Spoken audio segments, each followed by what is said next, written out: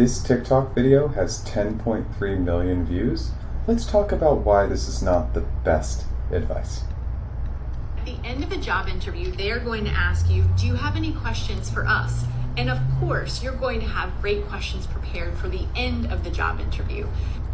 100% correct. You want to have great questions prepared for the end of a job interview. But did you know that you should also have questions prepared for the actual interview conversation?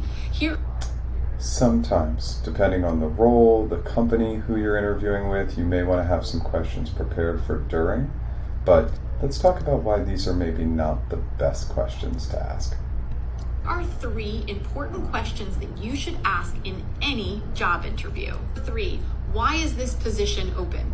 Is this a new position? If so, why was it created? Or is there someone currently in the role and where are they going? Are they quitting the company or perhaps they're getting promoted?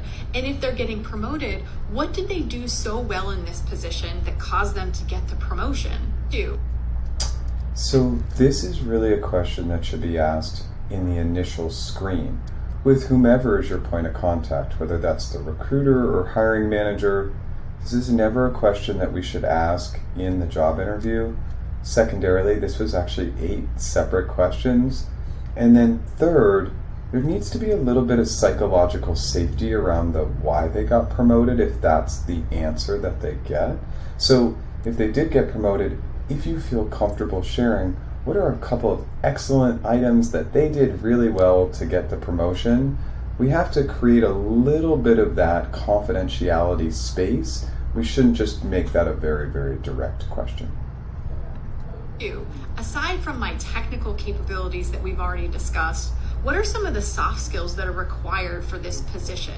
You're asking them to talk a little bit more about the role, maybe even outside of the job description, hoping that they're going to tell you that maybe they need a good team player or someone who's great with clients. Number 1.